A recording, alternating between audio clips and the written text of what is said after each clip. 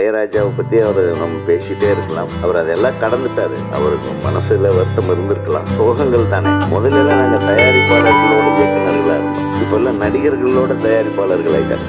நம்ம சொல்கிறதுக்கு முன்னாடி எல்லாரும் வந்துட்டு போவோம். அந்த மாதிரி இருந்தது. இப்போல்லாம் போர் திருப்பி திருப்பி இந்த உதயகுமார் பேரரசு இவங்களையே பார்த்து போர் அடிக்கிறேன்.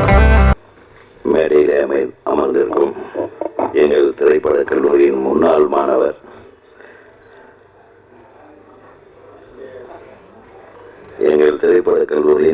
மாணவர், எங்களுக்கெல்லாம் வழிகாட்டி தயாரிப்பாளர் சங்கத்தின் தலைவராக மட்டுமல்ல, அவர் சினிமாவில் அனைத்து துறைகளிலும் தனக்கென ஒரு முத்திரை பதித்தவர். எங்களை போன்றவர்களுக்கெல்லாம் ஆதரவாக செயல்பட்டு எங்கள் படங்களை எல்லாம் விநியோகம் கூட செய்தவர் எங்கள் பிரியத்துக்குரிய அண்ணன் திரு கேஆர் அவர்களே. அப்புறம் வந்து கண்டென்ட் கொடுத்துட்டு போனார்.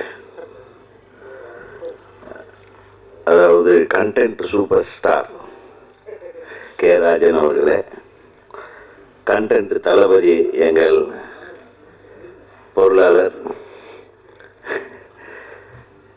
இயக்குனர் தம்பி பேரரசு அவர்களே, முழுமூச்சாக தயாரிப்பிலிருந்து நடிப்பில் இறக்கி சாதனை படைத்துக் கொண்டிருக்கும் திரு தேனப்பன் சார் அவர்களே,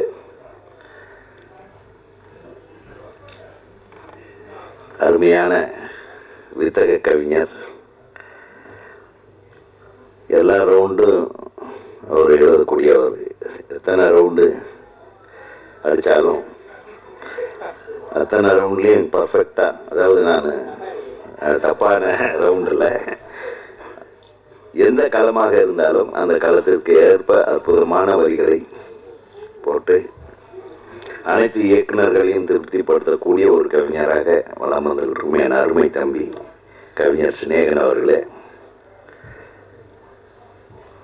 இந்த அழகான திரைப்படத்தை தைரியமாக தயாரித்து ஒரு அருமையான ஒரு விழாவை நடத்தி கொண்டிருக்கும் அன்பு தயாரிப்பாளர் அவர்களுக்கு நம்ம முதல்ல வாழ்த்து சொல்லணும். ஏன்னா அவர் இல்லைன்னா நம்ம இங்கே இந்த கூட்டம் நடந்திருக்காது.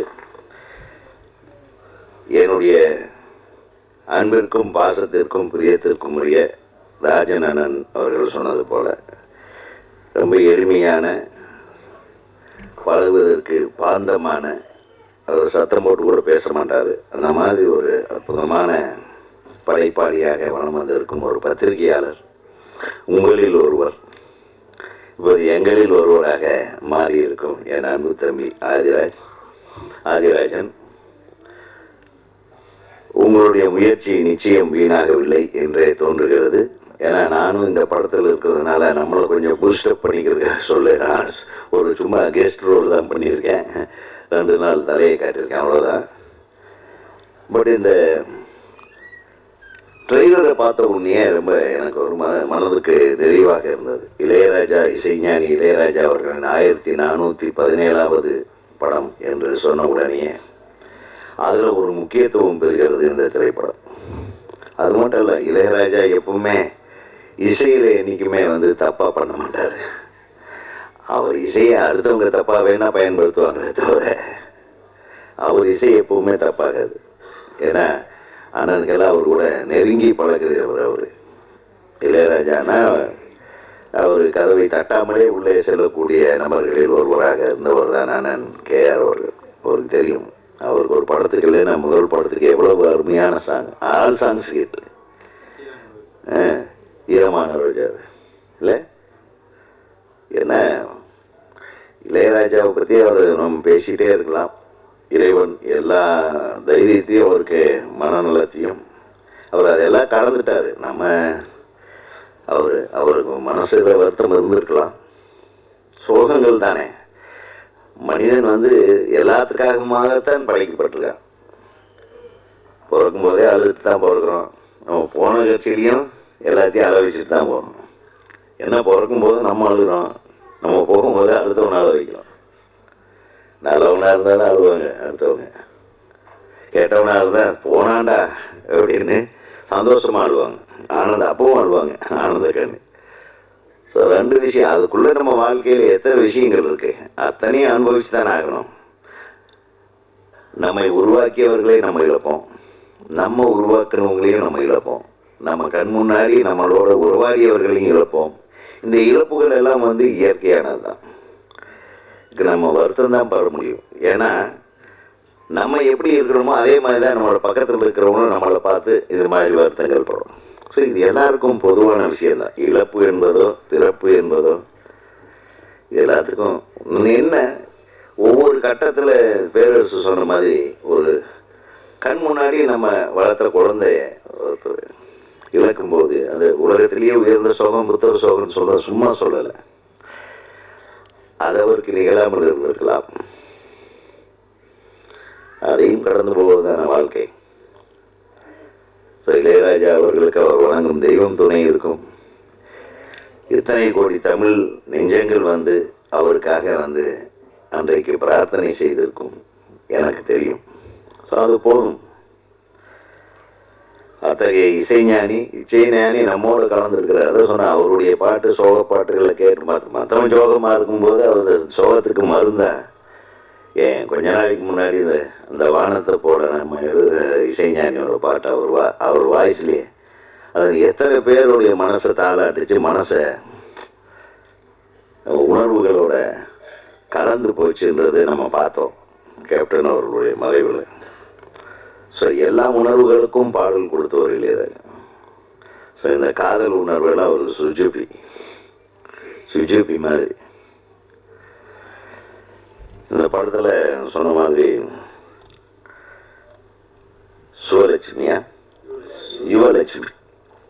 யுவலட்சுமி ரொம்ப பிரமாதமாக அந்த எக்ஸ்பிரஷன்ஸ் எல்லாம் you have done really wonderful. ரொம்ப ரொம்ப சிறப்பாக இருந்தது. அந்த துருன்னு அந்த இது அது மட்டும் இல்லை, செகண்ட் ஹாஃப்லேயும் டுவர்ட்ஸ் கிளைமேக்ஸ்லேயும் she has done excellent performance in one scene where I have acted with her. கரெக்டாக நான் பண்ணலையா? அது காம்பினேஷன் இல்லையா? காம்பினேஷன் இல்லை, பட் பார்த்தேன் இந்த சீன் சூப்பராக பண்ணியிருக்காரு. All the best. அப்புறம்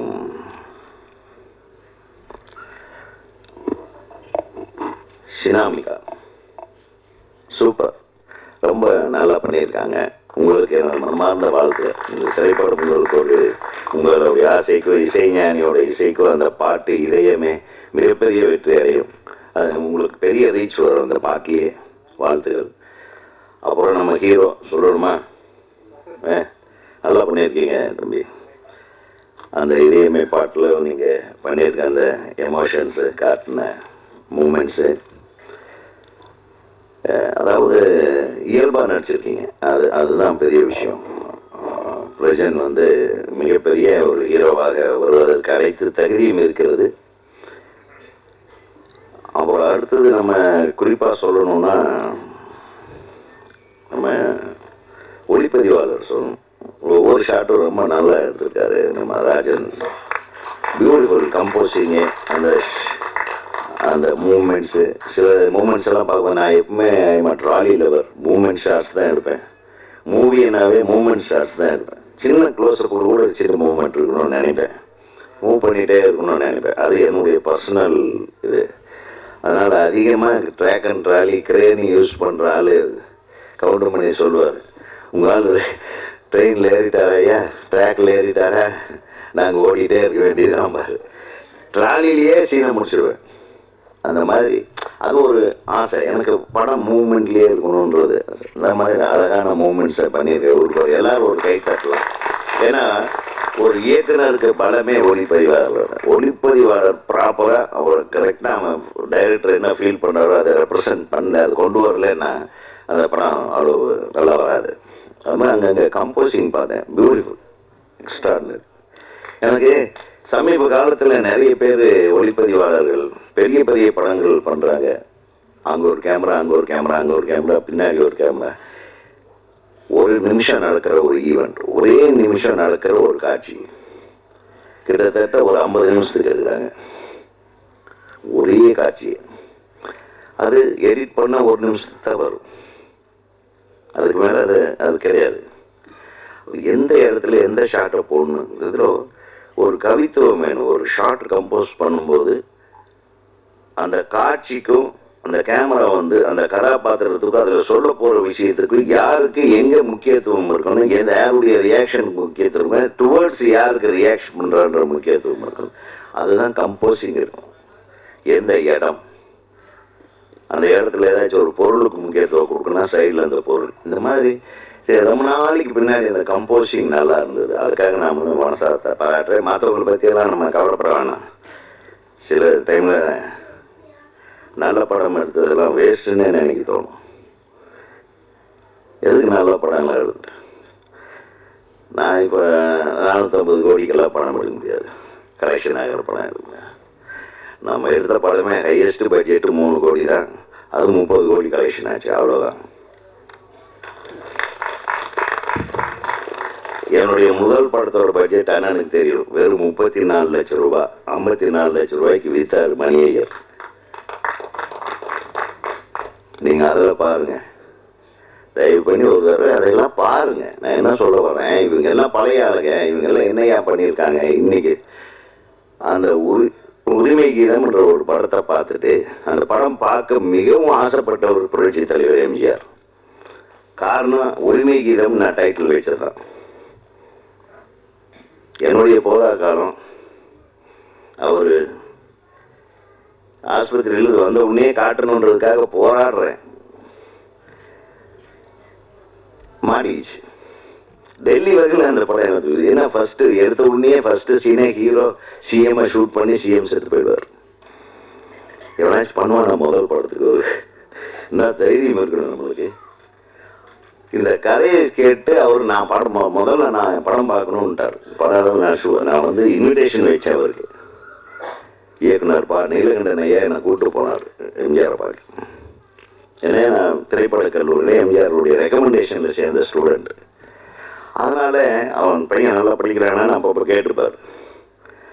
அந்த முதல் படத்தை நான் பார்க்கணும், என்ன கதை என்னார் இன்விடேஷன் கொடுக்கும்போது. சொல்லியா அப்படின்னா, இல்லைங்க நான் எடுத்துகிட்டு உங்களை காட்டுறேன் அப்படின்னு. அப்போ சொன்னார் அவர், எடுத்த உடனே சிஎம் ஹீரோ ஷூட்டு போடுறான் அப்படின்னு சொல்லிட்டு. அப்படின்னா நான் முதல்ல பார்க்கணும் அந்த படத்தினார். கடைசி வரை அவர் பார்க்க முடியல. 88 தான் ரிலீஸ் ஆச்சு, 87 எங்கள் தலைவர். ஸோ அந்த படத்தை பாருங்க, நீங்கள் பார்த்தா தான் எப்படி மேக்கிங்ன்றது என்னன்னு தெரியும். இந்த காலத்தில் இன்னைக்கு எத்தனை பொருள் சேதங்கள் பண்ணி, பொருள் செலவுன்னு சொல்ல, பொருள் சேதங்களை பண்ணி எடுக்கிறாங்களோ அந்த இம்பேக்ட் எல்லாம் பொருள் செலவு இல்லாமையே நாங்கள் காட்டியிருக்கோன்றது தான் சொல்ல வரேன். அது எல்லா தயாரிப்பாளர்களுக்கும் தெரியும். இப்போ நாங்கள் தான் சிக்கிட்டோம்னா தயாரிப்பாளர்கள் அதை விட சிக்கிட்டாங்க. முதல்லலாம் நாங்கள் தயாரிப்பாளர்களோட இயக்குநர்களாக இருந்தோம். இப்போல்லாம் நடிகர்களோட தயாரிப்பாளர்கள் ஆகிட்டாங்க. கரெக்டா? டைரக்டர்கிட்ட எல்லாம் பேசவே முடியாது. Direct link to hero. இப்போ 2 பேர் என்ன செய்கிறாங்களோ அது வந்த கட்சியோட அது என்ன, அது சாப்பிட முடியுமா முடியாதான்னு எல்லாத்துக்கும் தெரியும். இதுதான் இன்றைக்கி இருக்கிற சினிமா. இது மாறணும். இது மாறணும்னா இந்த மாதிரி நினைவெல்லாம் நீயடா போன்ற திரைப்படங்கள் ஓடணும். எளிமையான முறையில், அதிக பொருள் செலவு இல்லாமல். கரெக்டாக ஜாஸ்தி செலவாயிடுச்சுன்னு ஏதாச்சும் ஃபீலிங் இருக்கா? அது முன்பின்ன இருக்கும். நீங்கள் என்ன ஒரு 1.5 கோடின்னு போட்டிருப்பீங்க, அது ஒரு 2-2.25 கோடி ஆகிருக்கும். ஆக்கலாம். உங்களுக்கு பெரிய மியூசிக் டைரக்டர், ஒரு பெரிய பூஸ்ட்டு, இதெல்லாம் நிச்சயமாக திரும்பி வந்துடும். உங்களுக்கு கவலையப்படாதீங்க. உங்களுக்கு ஆடியோவே உங்களுக்கு மிகப்பெரிய லாபம் வரும். அது ஆடியோ ரைட்ஸ் உங்கள்கிட்ட தான் இருக்குது. கரெக்டாக? முதலாக இளையராஜா அவர்கள் இந்த ஆடியோ ரைட்ஸை அவர் எடுத்துக்கல, நீங்களே வச்சுங்கன்னு சொல்லியிருக்காரு. கரெக்டாக? ஸோ அதுக்கு ஒரு மிகப்பெரிய கைத்தட்டல் இளையராஜா. அதுதான் இளையராஜா. யாருக்கிட்ட எப்படி இருக்கணும்னு தெரியும் அவருக்கு. அதுக்கப்புறம் காதலை பற்றி தம்பி பேசினார். அவர் அப்படியே உடஞ்ச அணைக்கட்டு மாதிரி பொங்கிட்டார். பாவம், அவர் லவ் இவ்வளோ சோகமான லவ்வான இருந்திருக்க முன்னாடி அப்படியெல்லாம் போய் பார்த்து அவ்வளோ வெறுத்து போனியாங்கன்னு நீ சொன்னதை பார்த்தா இதெல்லாம் உன்னுடைய சொந்த கதையை சொல்லிட்டு இருக்கிற மாதிரியே தெரிஞ்சது. அப்படி போய் போய் பார்த்து அந்த மூஞ்சி ஏடா பார்த்தோம், அந்த உடம்பா அது சிம்ரன் மாதிரி இருந்த உடம்பு இப்படி ஆயிடுச்சேன்னெல்லாம் வருத்தப்பட்டு வேதனைப்பட்டு நாங்கள் பழைய காதலிகளை பார்த்துருக்கோம். அவங்க இன்னும் அதே மாதிரி அழகாக இருக்காங்களே. என் மாதிரி மனசு அவங்களுக்கும் சுத்தம். அதனால் அவங்களும் இளமையாக அழகாக அன்னைக்கு பார்த்தா அதே சிம்ரனை விட அழகா இன்றைக்கும் அதே மாதிரி இருக்காங்க. அவங்களுக்கு 2 குழந்தைங்க, எனக்கு ஒரு குழந்தை, அவ்வளோதான். இப்போ என்னங்கிற காதல் ஆளுக்கு ஆள் வித்தியாசப்படுங்க. என்ன சொல்லுங்க, ஆளுக்கு ஆள் வித்தியாசப்படும். அதான் எனக்கு காதல். என்ன சொல்றீங்க? காதலுக்கு கண் இல்லைம்பாங்க. காதலுக்கு மட்டும்தான் உயிர் இருக்கு, வேற எதுக்குமே உயிர் கிடையாது. கொஞ்ச நேரத்துக்கு முன்னாடி சொன்னாங்க, அதாவது கண் இல்லாதவனுக்கு உலகத்தில் உயர்ந்தது எது? அவனுக்கு குரல் சவுண்டு தான் அவனுக்கு உயர்ந்தது. அதே மாதிரி பெற்றவங்களுக்கு உயர்ந்தது எதுன்னா குழந்தைங்க மேல இருக்கிற பாசம் தான் உயர்ந்தது. நான் ஒரு காதலனுக்கு உயர்ந்தது என்ன சொல்லுங்க?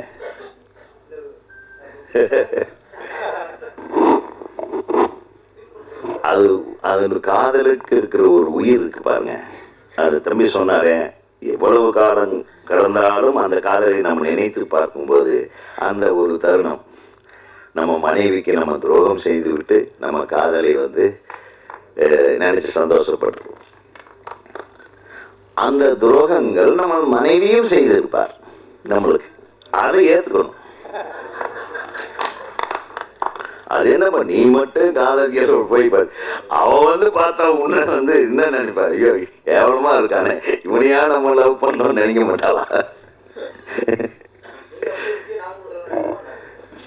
அதுக்காக தான்ப்பா நம்ம அப்படியே இருக்க முயற்சி பண்ணிப்போ. கேஆர் அண்ணன் எப்படி இருக்காரு, நான் ஃபில்ம் இன்ஸ்டியூட்டில் படிக்கும்போது எப்படி இருந்தாரோ அதே மாதிரி இருக்காருன்னா அவர் என்னன்னா அவர் இன்னைக்கும் காதலிக்கிறார் எல்லாத்தையும் அன்பா. அதாவது காதல் என்பது அதை இந்த இடத்துல பொருள் வேற, அன்பா நேசிக்கிறது கூட காதல் தான். அப்புறம் நீங்கள் ஆச்சா பூச்சனா உடனே தாமரை மலராது, அந்த தாமரை 1000 தாமரைம்பிங்க, பெரிய இம்சையாக இருக்கு. இப்போ எந்த மீட்டிங்கு போனாலும் நடுவில் இந்த ராஜா அண்ணன் வேற ஒன்று பற்றி வச்சுட்டு அப்படி போயிடுவார். அவர் அரசியலுக்கு வர்றது நல்லதுன்னு சொல்கிறாரா, இல்லை விஜய் அரசியலுக்கு இவங்களை பின்பற்றணும்னு சொல்கிறாரா, இல்லை இது எதோ பின்பற்றக்கூடாதுன்றாரா, இல்லை அவங்க இப்படி ஆயிட்டாங்க இவங்க இப்படி ஆயிட்டாங்கன்னு சொல்லி அவரை போட்டு கன்ஃபியூஸ் பண்ணிட்டு கண்டென்ட் ஓகேவான்ட்டு போயிட்டார். இப்போ வர வர ஆடியோ ரிலீஸில் கண்டென்ட் கொடுக்கறதுக்கு வரும்போதே யோசனை பண்ணிட்டு வரணும் போல் இருக்கு. ஒரு ரூம் போட்டு திங்க் பண்ணிட்டு இன்னைக்கு என்னடாப்பா மேட்ரு பிளான் பண்ணுவோம். ஆனால் அதில் 2 பேர் ரொம்ப கெட்டிக்காரங்க. அண்ணன் கரெக்டாக இருப்பார், ராஜா அண்ணன் ஒன்று. இப்போ அந்த வழியில் வளர்ந்துட்டு இருக்காரு நம்ம தம்பி பேரரசு. தாமரையை பற்றி சொன்னதுனால சொல்கிறேன். தாமரை சூரியனை பார்த்த உடனே மலரும், அப்புறம் நிலவை பார்த்தவுடன் வெட்கப்படும். அலியும் தாமரையும் ஒரே ஜாதிதான்.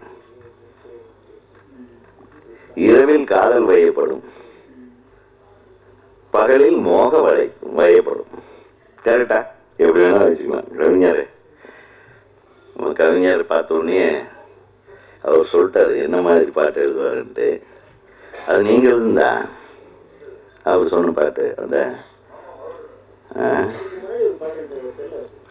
கம்மங்காட்டு நெருப்புட சொம்பு தண்ணி பத்தாதான் நான் நெருப்புடாப்பா அது அவர் லைன் தான் அது. கம்மங்காட்டு வச்சு கம்மங்காட்டு நெருப்புடா தீ பிடிச்சி கம்மங்காட்டில் தீ பிடிச்சா சொம்பு தண்ணி பத்தாதான். ஆண்டவா,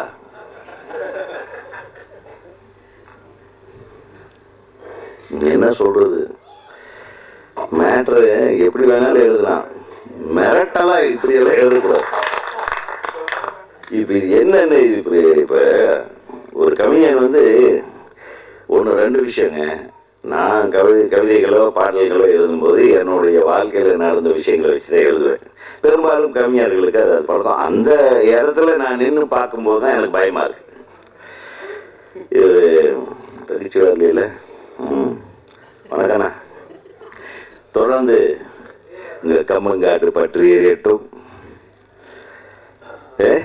டேங்கர் லாரி வந்து அடைக்கட்டும்.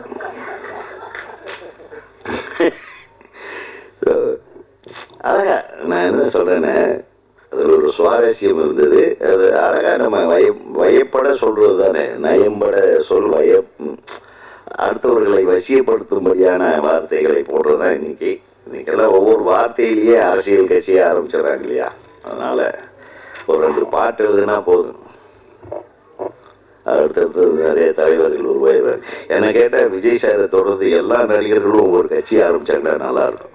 அஜித் ஒரு கட்சி, கமல் சார் ஆரம்பிச்சிட்டாரு, ரஜினி சார் மிஸ் பண்ணிட்டாரு. இனி இருக்கிற எல்லா நடிகர்களும் ஒவ்வொரு கட்சி ஆரம்பித்தாங்கன்னா பிரமாதமாக இருக்குது. நமக்கெல்லாம் நிறைய பேருக்கு வேலை கிடைக்கும். நிறைய அரசியல்வாதிகளுக்கு நம்மெல்லாம் தேவைப்படுவோம். ஏன்னா கொஞ்ச நாள் சினிமாவெல்லாம் விட்டு இந்த வேலையில் இறங்கிடலாம்.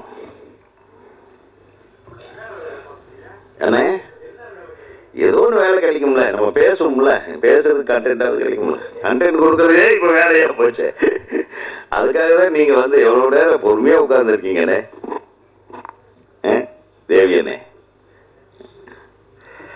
அது மட்டும் இல்லை, நமது முன்னாள் தமிழ் வளர்ச்சித்துறை இயக்குனர் அன்பு சகோதரர் திரு சேகர் அவர்கள், முனைவர் சேகர் அவர்கள் வந்திருக்கிறாங்க. அவங்க வந்து இவ்வளோ பொறுமையாக உட்கார்ந்துட்டு இருக்காங்கன்னா அவர் எவ்வளோ பிஸியாக இருப்பார். அவர் மிகப்பெரிய தமிழில் நிறைய புஸ்தகங்கள் எழுதியிருக்காரு. அவரையும் நீங்கள் மேடையில் கூப்பிட்டு பேச வச்சுருக்கலாம். எங்களை எல்லாம் அவர் வேறு மாதிரி பேசுவார் இது சம்பந்தமாக. ஸோ இந்த திரைப்படத்திலே பங்கு பெற்றிருக்கின்ற அனைவருக்கும் எனது மனமார்ந்த வாழ்த்துக்களை கூறி, எடிட்டர்லேருந்து எடிட்டர் நல்லா பண்ணியிருக்காரு ஆஷிஷ் தம்பி, ஸ்டண்ட் மாஸ்டர். ஸ்டண்ட்டு கொஞ்சம் ஒரு 2-3 ஷாட் இருந்தாலும் நல்லா இருந்தது, எஃபெக்டிவாக இருந்தது, நல்லா இருந்தது. எல்லாத்துக்கும் என்னுடைய வாழ்த்துக்கள். டான்ஸ் மாஸ்டர் தினேஷ் சொல்லவா வேணும், நல்லா பண்ணியிருந்தாங்க. அந்த ஹீரோயினும் இந்த வரலையே, ஏன் வரல? எல்லாம் கூட்டு வருது இல்லையா? எல்லாம் அங்கே பாருங்கள், ஹீரோயின் மட்டும் விட்டே கொடுக்க மாட்டாங்க டைரக்டருக்கு. தவிர்க்க முடியாத காரணம் என்ன, கல்யாணமா? சரி சரி, நிறைய ஹீரோயினுக்கு வர்றதில்லை. எவ்வளவு நேரங்கள் காலங்கள் நம்ம வந்து இங்கே வந்து ஒரு படம் ஆடியோ ரிலீஸ்க்கு கிட்டத்தட்ட 3 மணி நேரம் 3.5 மணி நேரம். 6 மணிக்குன்னா நம்ம கிட்டத்தட்ட 4:30 மணி 5 மணிக்கெல்லாம் வீட்டிலேருந்து கிளம்ப வேண்டியதாக இருக்குது. இந்த டிராஃபிக்கை மீறி, இந்த கரெக்டான டிராஃபிக் டைம். அதே மாதிரி தான் அனைத்து ஊடக நண்பர்களும் பத்திரிகை நண்பர்களும். ஏன் இவங்கெல்லாம் வரமாட்டேன்றாங்க? நீ எந்த ஹீரோயின் வரலையோ, அழைத்து வராத ஹீரோக்களையும் ஹீரோயின்களையும் மொத்தமாக தவிர்த்து விட்டு நீங்கள் விமர்சனத்தில் எழுதுங்க. அப்படி பண்ணாதான் சரியாக வரும். ஏன்னா தயாரிப்பாளர்களால் கூட்டு வர முடியறதில்ல. என்ன சொல்கிறீங்க? அந்த மாதிரி ஒரு சுச்சுவேஷன்லாம் மாட்டிகிட்டு இருக்கு தமிழ் சினிமா. அப்போல்லாம் வந்து இப்போ தேனா பண்ணலாம் படம் எடுத்தப்ப அவர் கூப்பிட்டா ஒரு ஆள் மிஸ் ஆகும்.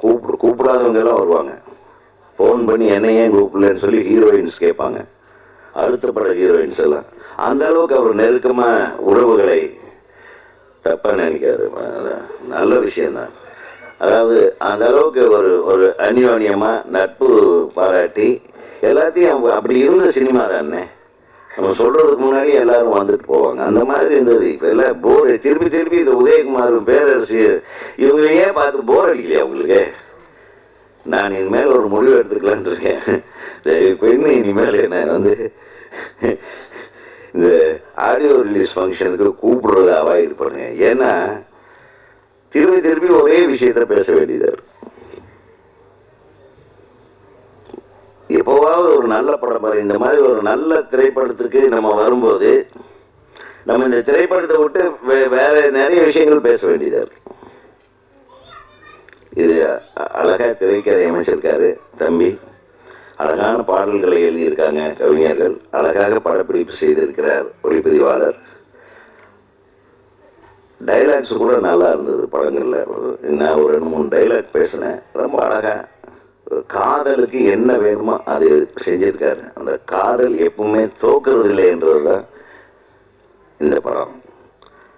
காதலித்தவள் ஒருத்தி, கைப்பிடித்தவள் இன்னொருத்தியாக இருந்தாலும் அந்த காதல் எப்படி தோக்காம வாழுது அப்படின்றத மிக அழகாக அற்புதமாக சொல்லியிருக்கும். இயக்குனருக்கும் அதை